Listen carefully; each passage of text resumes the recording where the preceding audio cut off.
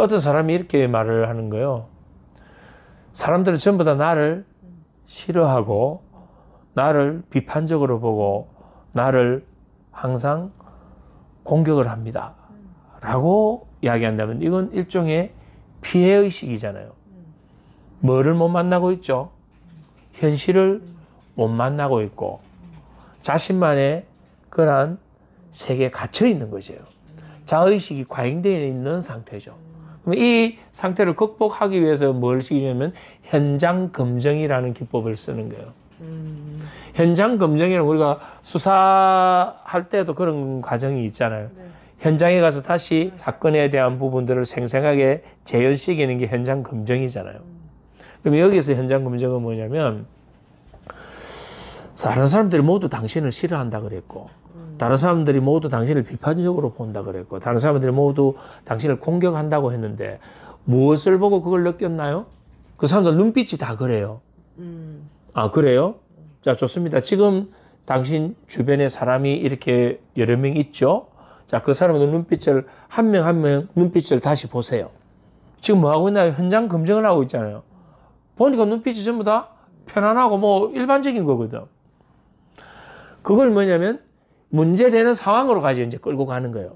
직접 가도 되고 상상을 해도 되고 그걸 통해서 거기에 내가 나를 공격한다라고 나를 비판한다라고 나를 싫어한다라고 내가 여겼던 그 사람들의 눈빛을 한 명 한 명 자세히 보세요. 하는 순간에 아, 내가 착각하고 있었네? 전부 다 착각이죠. 그래서 이걸 뭐라고 하냐면 현장 검증이라고 합니다. 메타화법은 상대방이 생략, 왜곡, 일반화했던 것을 복원하는 거거든요. 그럼 꼬치꼬치 파고 들어가는 거잖아요. 파고 드는 거는 그 근거를 대봐. 뭘 근거로 너는 그렇게 이야기했어? 실제 구체적으로 그 근거를 대라면 대부분 그 근거를 제시하지 못하거든요. 그게 이제 메타 화법적인 부분으로 볼 수도 있는 거고. 비뇌의자 기법은 이미 어떻게 보면 좀 보편화된 그런 치료 기법이 많이 알려져 있죠.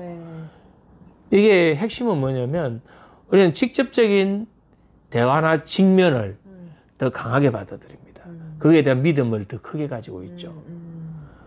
간접적인 어떤 상상이나 생각보다는 직접적으로 말로 표현하는 것, 이걸 더 강하게 뇌에서는 받아들입니다.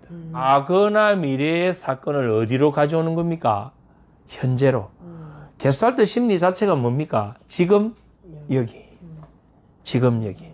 그래서 과거나 미래의 사건을 현재로 가져와서 말로 표현하게 만듭니다. 만약에 부모로부터 내가 억압을 많이 받았다면 그 억압된 감정에 의해서 내 안에는 항상 꿈틀꿈틀거리는 이 감정이 현재의 나의 모든 부분들에 영향을 미치고 있거든요. 그럼 이거를 그대로 놔놓으면 안에서 계속 꿈틀꿈틀 하는 그것 때문에 내 말이나 생각이나 마음이나 행동이나 모든 것이 영향을 받고 있거든. 이럴 때 우리가 빈의자 기법은 아까 이야기했잖아요. 과거나 미래의 사건을 어디로 가져온다? 지금 여기 현재로 가져온다. 근데 현재로 가져오는데 우리 뇌를 착각시키는 거예요. 뭐냐면 빈의자를 하나 놔놓고 여기에 당신을 억압했던 어머니가 앉아 있다. 당신을 괴롭혔던 친구가 있다. 그때는 내가 말을 못하고 참았지만 그걸로 인해서 내가 고통스럽고 힘들었지만 지금 현재의 나의 성장한 나로서 그걸 다시 뭐 이야기해라. 한데 성장한 나로서 이야기하는데 그 성장한 나는 뭐냐면 과거에 억압받았던 나를 지금 여기로 불러내는 거예요. 과거에 억압됐던 그 어릴 때 그걸 지금 여기에서 그 감정을 누구에게, 그 대상에게 말로 그때 왜 저에게 그렇게 했어요? 그때 내가 얼마나 힘들었는지 알아요? 그때 이래 해주셨으면 내가 얼마나 편했을까요? 거기에 대해서 이야기를 이제 확 포출시키는 거예요. 그러면 이게 응어리졌던 감정이 확 풀려버려요. 이때 상담 과정에서 빈의자의 어머니든 친구든 누가 있으면 상담사가 보조를 해주기도 합니다. 신앙에서도 이걸 많이 써요. 무당이 맞아. 그거 할 때도 조상의 목소리를 자기가 막 내기도 하고. 울죠, 그러면서 막. 근데 실제로 그 조상의 목소리 아니에요. 네. 그런데도 제가 그 무속신앙에 대해서도 쭉 이렇게 관찰해 보면 그게 되게 과학적이라는 걸 우리는 알 수 있거든요. 이상한 목적으로 사용하지 않고 순수한 그 어떤 과학적인 치유 효과로 가지고 본다면 상당히 효과가 있는 거예요. 그래서 물론 그걸 안내하는 사람이 이러한 긍정적으로 유도할 수 있는 자질이 돼 있어야 돼요. 거기 안 돼 있는 상태에서 특수한 자신의 어떤 사익을 위해서 그 죽은 조상의 목소리를 낸다거나 돌아가신 부모님의 목소리를 낸다거나 해서 그걸 사람을 현혹시켜 버리면 잘못되면 망가질 수도 있기 때문에 그건 아주 주의해야 될 것이지만 비례자 기법이나 그런 무속신앙에서 하는 그런 목소리를 들려주는 것 비슷한 개념이에요. 근데 이게 효과가 탁월하단 말입니다. 이 안에 있던 게 없어져 버려요. 필요한 거예요. 눌려놓은 그런 것들이 지금의 내 사고와 내 행동을 제약하고 있거든요. 그것 때문에 특정한 부분에 나를 경계를 자꾸 만드는 거예요. 그것 때문에 내가 나도 모르는 자꾸 스트레스를 받는 각성을 시키게 되는 거죠. 기법이 문제가 아니고 그 애를 컨트롤할 수 있는 강력한 나포를 형성을 하고 그치. 예, 예. 나포 형성된 상태에서 사실 기법은 중요하지 않아요.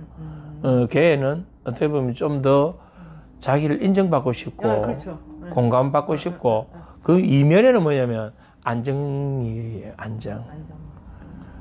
더 자신의 인정과 존중의 그 밑바닥에는 안정과 생존이 된 말이에요. 잘 생각해 보세요. 제가 이제 초등학생이단 말입니다. 엄마는 연약한 분이에요. 그런데 절대적인 어떤 집안의 기둥인 아버지가 갑자기 사라졌다. 그러면 보통 이제 아버지가 없는 가정에서 아이들이 자랐을 때 아이들이 빨리 조숙하거든요. 네, 왜 조숙하느냐 하면 이 잠재의식에서는 의식에서는 그걸 구분하지 않아요. 잠재의식에서는 뭐냐면 위기다. 위기 상황에서 내가 빨리 커야 빨리 어른화 되어 줘야 내 생존에 더 유리하고 엄마도 도와줄 수 있다라는 게 작동되고 있거든요. 그럼 그 애는 원래 똑똑한 애인데 그걸로 인해서 잠재의식에서 계속 그런 기전이 일어날 가능성이 상당히 높은 상태죠. 그래서 그러한 부분들이 우리 이제 사회화되어 있는 이 구조 속에서 그 집단의 수준이라는 게 있잖아요. 그럼 얘는 뭐냐면 이미 빨리 조숙이 되니까 조숙됐다는 거는 뭐냐면 그 또래 집단에서는 통용되지 않는다라는 거예요. 그럼 얘는 뭐냐면 그 또래 집단을 무시하게 되죠. 근데 무시하는데 실제로 무시해야 될 만큼 자신이 똑똑하거나 잘난 게 아니에요. 이건 본인이 갖고 있는 그 관점일 뿐이고 나머지 집단에서 볼 때는 얘가 문제예요. 그런 상태거든요. 그럼 얘의 심리적인 밑바닥에는 결국 뿌리에 뭐가 있는가를 보면 얘는 좀 더 안전하고 싶고 좀 더 생존에 유리한 상태를 만들고 싶다. 그럼 얘에게 심어줘야 될 거는 뭐냐면 그 안정감, 그런 편안함, 그걸 계속 반복적으로 훈련을 시켜야 됩니다. 훈련을 시키면서 얘에게 만약에 엉어리진 게 억압된 게 있다면 그걸 아까 풀어주는 게 뭐 우리가 비너자 기법을 쓰는 것도 하나의 방법일 뿐이고 뭐 예를 들어서 감정을 표출하기 위해서 뭐 과음을 지르는 거, 뭐 두들기는 거, 뭐 어떤 것이든 그건 하나의 그 상황에 맞게끔 쓰면 되는 거고 가장 핵심적인 건 그 아이 같은 경우는 지금 상당히 내면적으로는 안정적이지 않다. 본인의 회로에 그런 구조가 이제 세팅이 딱 되잖아요. 그러면 얘는 그쪽 회로가 강하게 계속 발달됩니다. 민감하게. 그래서 우리가 주변을 살펴보면 특정한 부분으로 계속 뭔가 발달된 사람들이 있거든요. 그거는 왜 그러냐면 본인이 그렇게 해야만이 자신이 더 안전하고 생존이 유리하다는 게 작동되고 있는 거예요. 그 친구 같은 경우는.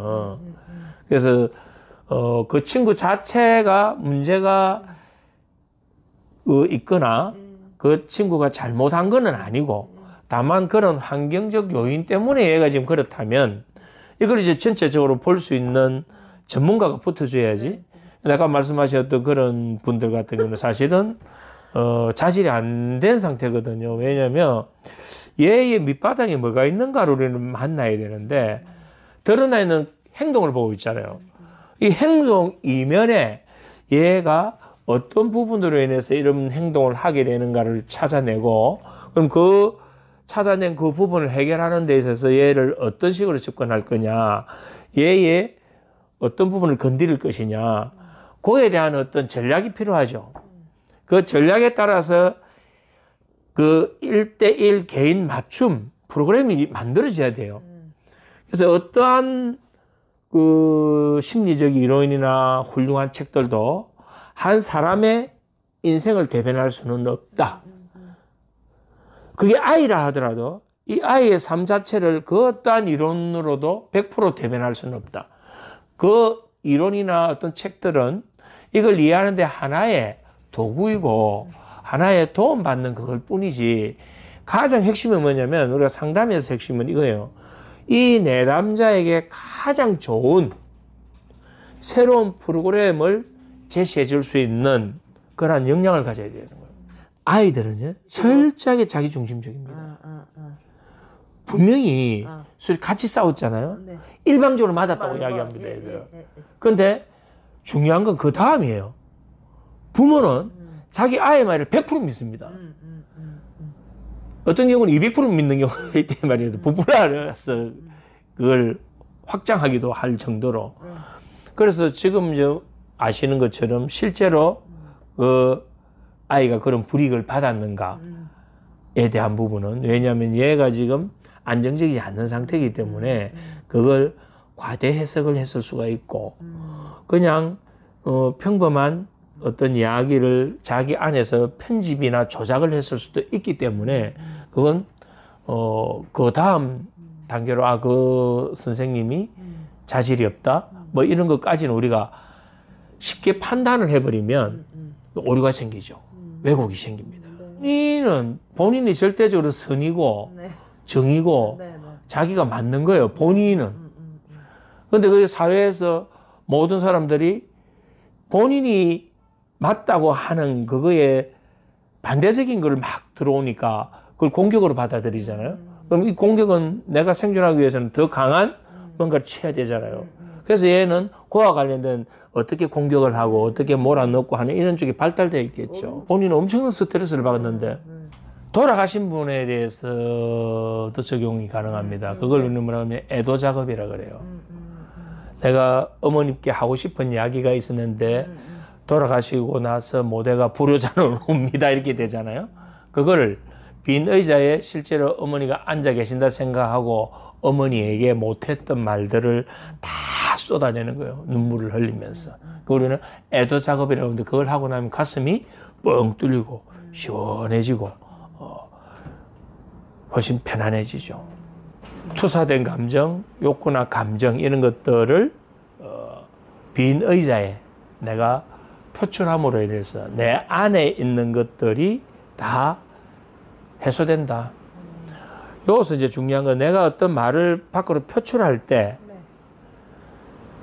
안에 있는 기억을 드러내는 거잖아요. 근데 이 이야기를 내가 한 말을 누가 가장 먼저 듣느냐면 내 귀가 가장 먼저 들어요. 그럼 내 귀가 이걸 다시 그 뇌에다가 저장을 합니다. 뇌에 들어있는 걸 끄집어내서 표출시키는 순간 이미 나왔잖아요. 나온 게 다시 피드백 돼서 들어갈 때 나왔던 거와 들어가는 게 바뀌게 됩니다. 어떻게 바뀌느냐면 나올 때는 이게 10년 전에 했던 그 기억과 감정이 불려 나왔지만 이게 표출되고 나서 다시 피드백 돼서 들어갈 때는 지금 현재의 나와 눈앞에 보이는 시각적, 청각적 모든 자극 정보들이 거기에 묻혀서 들어가기 때문에 기억이 이미 뭐가 되냐면 조작이 되고 편집이 되어버리는 거예요.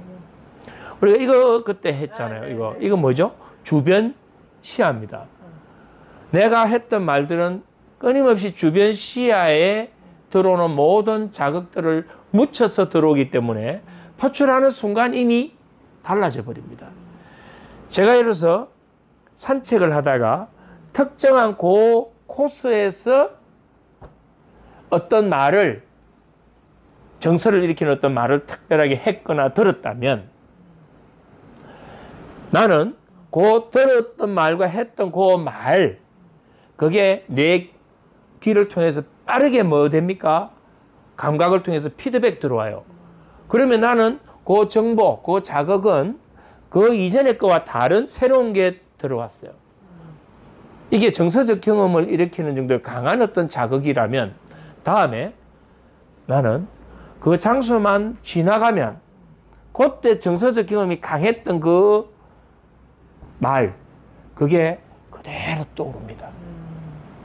그래서 우리가 시험을 칠 때도 그 교실 그 자리에서 공부를 해서 해가 그 자리에서 시험을 치면 네. 시험 친 게 잘 불려 나와요. 네. 왜냐하면 이 장소의 모든 감각적 자극들이 전부 다 뭐 같이 융합돼서 기억되기 때문에 그래요. 카페에 가서 특정 음악을, 예를 들어서 어떤 노래가 있을까요? 뭐 조용필의 허공이라는 노래를 우리가 한번 보죠. 꿈이었다고 하는 그 노래를 듣는데 갑자기 20년 전에 뭔가 탁 떠오르는 거예요. 그거 뭐냐면 20년 전에 누구를 만났는데 그때 허공이라는 노래가 같이 기억되어 있는 거예요. 연합대가. 그럼 나는 이 허공이라는 노래를 여기서 지금 들었는데 이게 그대로 불려 나오죠. 그런데 그때 불려 나왔던 이 허공이라는 노래를 지금 여기에서 내가 들으면서 그 기억을 회상하잖아요. 그 순간 그 기억이 다시 편집돼 가지고 들어옵니다. 그러면 그 기억을 우리는 뭐라고 하냐면 아련한 기억이라 그러는 거예요. 왜 우리는 아련해지느냐면 지금 여기에 나와 과거에 20년 전에 나는 다른 존재잖아요. 그래서 우리는 아련한 추억이라고 이렇게 이름을 붙이는 건 뭐냐면 그게 아예 회상을 안 시켰다면 추억이 안 되죠. 회상을 하니까 그게 뭐 추억이 된다고. 추억이 되는 건 뭐 지금의 내와 20년 전의 내가 달라져 있기 때문에 그런 거예요.